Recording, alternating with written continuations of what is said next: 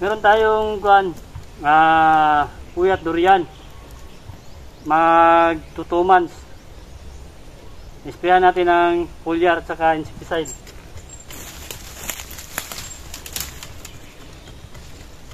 Insecticide, Dietin, foliar. Para sa fungus yung Dietin. Tali sa ilalim. Prevent natin talaga mga lakbay. Ito yung mga bagong tanim natin, mga 2 months old na durian natin. Puyat variety.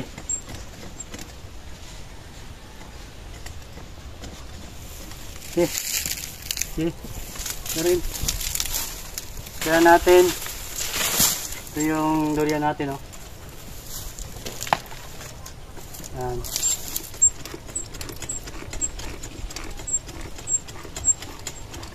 Foliar saka Dietin.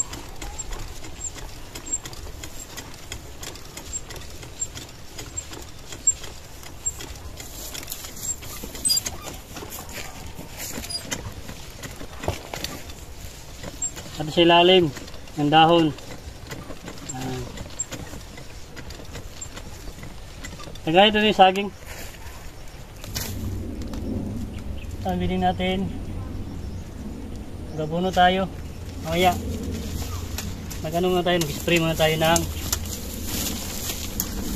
herbicide, foliar, insecticide at saka fungicide. Tanggalin natin itong saging para yung sikat ng araw direkta sa ating durian.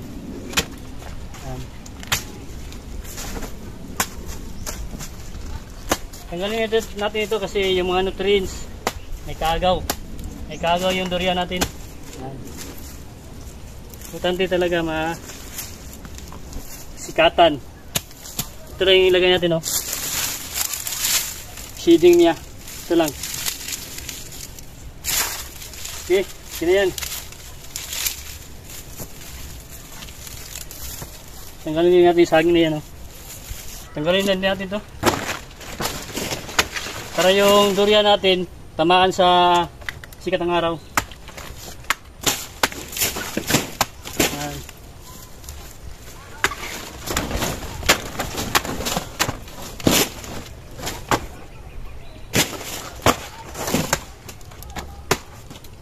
Okay. Ayun pa yung durian natin, oh. Okay, mag-spray pa tayo. Kunin ito. Ayan. Ito mga kalakbay, oh. Pakita ko sa inyo yung ginamit natin, yung pang-maintenance natin ng ating durian. Ito ay foliar tayo, insecticide at saka Dietin. Yung pagtimpla natin na meron tayong previous video, ma-apply pang maintenance sa ating, pang-prevent sa ating mga durian. Ito meron tayong Dietin. Kali knapsack 16 liter. Kali 3 kutsarita, pwede na. Dietin, fungicide. Para sa mga fungus po ito kasi parating umulan, tag-init. Yan ito, maganda ito gamitin. Kumpleto sa mga prutas, pwede sa mga halaman. Epektibo yung Dietin, M45. Fungicide, pang fungus. Ito, maganda ito sa mga black spot, mga dark spot sa ating mga tanim. Lalo sa yung dahon at saka sa saging, maganda din sa saging, mga sigatuka. Ito mga kalakbay, sniper. Maganda ito, pang insecticide, pang insekto. Yan. Ito, dito nakalagay yung mga insekto na pwede niya patayin, mapuksa, makontrol. Yan, maganda yan. At dito yung mga niya, direction po para sa paggamit. Ito yung mga prutas dito, kung ano yung anong pwede. Meron mangga, rice, cabbage na ito sa mga gulay. Sa mga bulak, pwede din ito. Yan. At sa durian, ito yung ginagamit natin yung sniper. Saka ito, foliar. May foliar tayo, Caligro, California Growers. Yan, Caligro. Great foliar fertilizer. Yan. Meron nakalagay dito, nitrogen, phosphorus, o potassium. Ito yung importante sa ating tanim na durian. Ito yung ginagamit natin at ito yung direksyon kung paano gamitin. Ang gamit natin ito sa 16 liters, bali ito, 8 ka cup ito. 8 ganito yung ginalagay natin sa 16 liters. At dito naman yung insecticide natin, kahit na isang ganito lang takip niya, 16 liters. Yan. Itong mga tatlong ito yung ginagamit natin pang maintenance natin sa ating durian farming. Napaka-epektibo mga kalakbay. Kaya ito yung maintenance natin. Kaya mag-ano tayo, yan, mag-spray tayo sa ating, tapos kailangan magamit kayo ng ano dito, yung cup, tapos kutsarita, ilagay nyo dito, ipahalo dyan, ihalo nyo lang yung tatlong maintenance natin sa durian, ihalo, tapos kailangan i-mix nyo talaga bago ilagay sa sprayer natin, knapsack. Mix talaga mga kalakbay. Yan. Ito, mag-spray tayo. Ito may pangalan yung ano natin para sa durian ito. Nilagyan natin ng palatandaan kasi dalawa yung sprayer natin, baka magkamali tayo ng gamit. Yung pang herbicide yung magamit natin, sayang yung ano natin, durian, mamatay. Kaya ito, kailangan ingat talaga. Ito, at saka yung kulay ng ating sprayer, yellow, para sa durian. Yung sa herbicide naman natin, para sa damo, kulay blue. Kailangan magkaiba ng kulay para hindi kayo magkamali. Yan, isprihan natin mga kalakbay. Ito yung ano, pangalawang buwan. 2 buwan na ito, simula na natanim natin.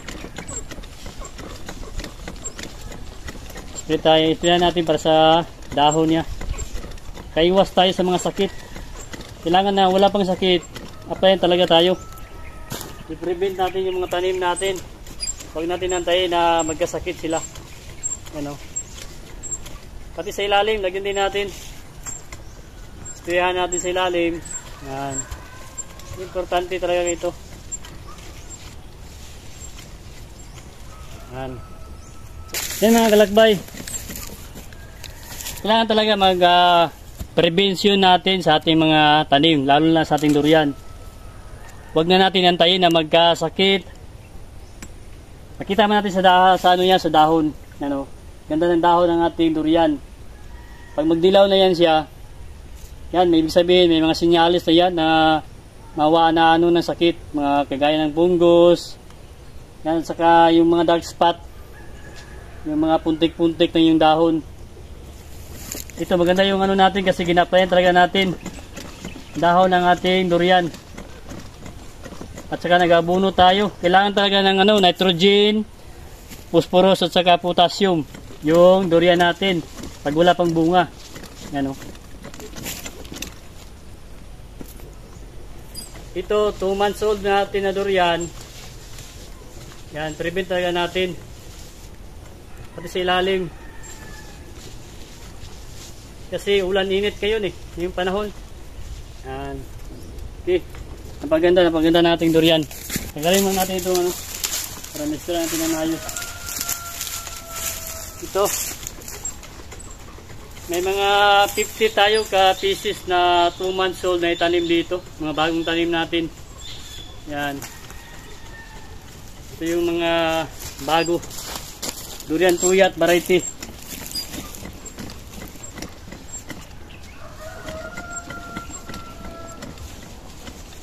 Okay. Pati dito, tanggalan natin yung ano, yung mga damo. Magbiting muna natin.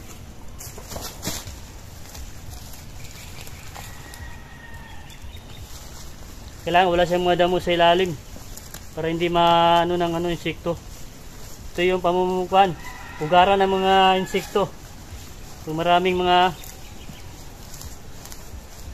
damo. Yan, importante talaga. Yan o.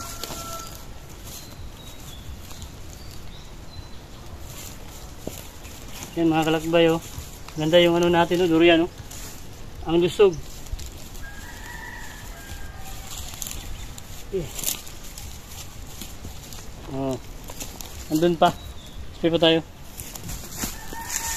Balik natin ito. Para may shading yung ano natin, durian. Ayan. Lagyan natin ng shading. Okay, yan o.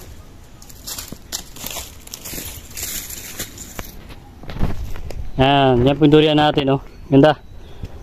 2 months old na durian natin. Yan, magano pa tayo, mag-spray pa tayo. Nandun pa yung mga durian natin. Tingnan natin, ha. Yan, oh. Ito, applyan din natin ito. Okay, mga months natin. Hapit na ito magano, taon. Itong durian natin, oh. Ang ganda yung dahon. Kailangan na wala pang sakit, apply na talaga tayo. Tsaka yung mga durian natin. Ito. Ang ganda mga kalakbay, oh. Yan, ito na yung mga durian, oh. Meron na nagsilabasa ng mga talbos, mga shoots.